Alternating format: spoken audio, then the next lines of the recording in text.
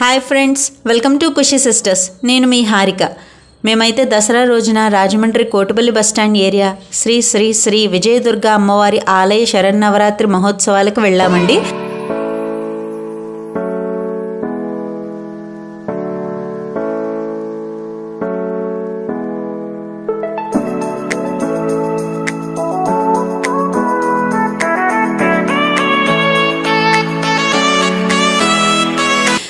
అక్కడైతే ఆలయ మూల విరాట్కు అభిషేకంతో ప్రారంభించి అద్భుతమైన విశిష్ట మండపం ఏర్పాటు చేసి ఆ ప్రాంగణంలో ప్రతిరోజు సామూహిక కుంకుమార్చనలు, పూజలు, సహస్రనామార్చనలు నిర్వహించారండి.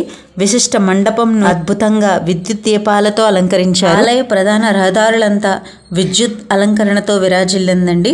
ప్రతిరోజు అఖండ భక్తజనం అమ్మవారిని దర్శించి పాత్రులయ్యి తీర్థ ప్రసాదాలు స్వీకరించేవారు. అదేవిధంగా ప్రతిరోజు మండప సన్నిధిలో పారాయణలు, భజనలు, పిల్లల సాంస్కృతిక నృత్య ప్రదర్శనలు ఇవన్నీ నిర్వహించారు. మూలా నక్షత్రం రోజున భక్తుల పిల్లల చేత సరస్వతీ పూజలు నిర్వహించి పుస్తకాలు, పెన్నులను పంపిణీ చేశారు. అమ్మవారి అఖండ భక్తులైన భవానీలచే నిప్పుల గుండం ఏర్పాటు చేసి నిర్వహించారు. అదైతే అస్సలు చూడలేకపోయామండి. అసలు వాళ్ళు నిజంగా ఆ అమ్మవారువే అలాగ వాళ్ళకి ఏం కాకుండా చూసారమ్మా. కానీ బాబోయ్, అసలు అది ఆ నిప్పుల గుండం చిన్నది మనకి ఏదైనా కాలితేనే అయ్యబాబాయ్ అయ్యబాబాయ్ అమ్మ బాబాయ్ అని అంటుంటాం. అలాంటిది ఆ నిప్పుల గుండం వాళ్ళందరూ ఎలా వెళ్ళారనేది మాత్రం చాలా అసలు ఇదండి. అసలు ఇంకొకటి ఏంటంటే, ఎప్పుడూ కూడా కొంచెం చాలా తక్కువ నిప్పుల గుండం పెట్టేవారు డిస్టెన్స్. ఈసారి చాలా పెద్దది పెట్టారు కాబట్టి అందరూ ఒక రౌండే వేశారండి. లాస్ట్ టైం అయితే లాస్ట్ వరకు కూడా 2-3 రౌండ్లు వేసేవారట అందరూ. ప్రతి ఒక్కరూ కూడా ఇటు నుంచి అటు, అటు నుంచి ఇటు అలా 2-3 సార్లు తిరిగేవారట. కానీ ఈసారి ఏంటంటే చాలా పెద్ద నిప్పుల గండం వేయడం వల్ల ఒకవైపే ఒకసారే వెళ్ళొచ్చేయడం జరుగుతుందండి.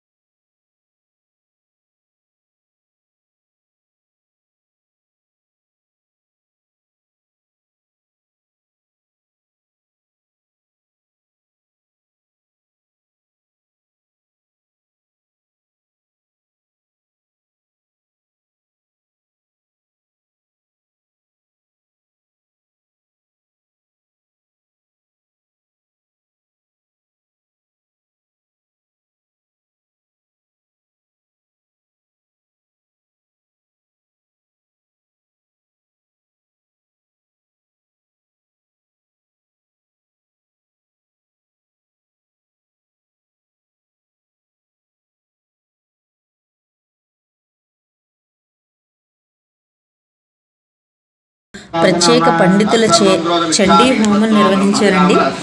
హోమం అనంతరం చివరి రోజున సమీ పూజ, జమ్మి చెట్టు పూజ నిర్వహించి భక్తులు కోర్కెలను చీటీ రాసి కొమ్మలకి కట్టి పూజ చేశారు.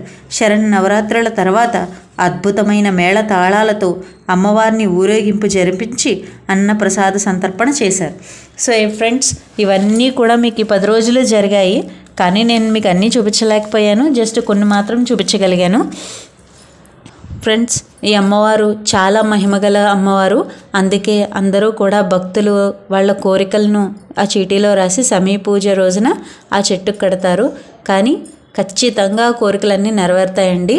సో మీరు కూడా రాజమండ్రి వచ్చినప్పుడు కోటిపల్లి బస్టాండ్లో ఉన్న ఈ అమ్మవారిని తప్పకుండా దర్శించుకోండి ఫ్రెండ్స్.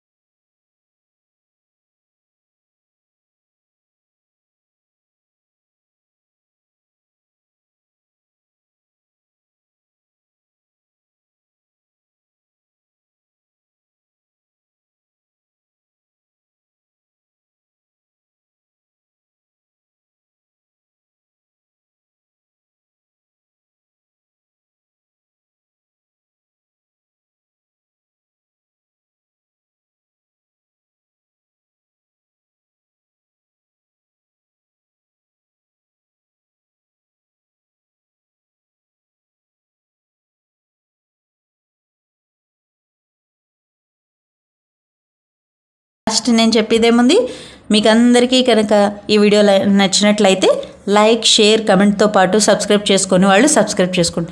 మీ ఫుల్ సపోర్ట్ మాకు కావాలి friends. Thank you for watching. Bye bye.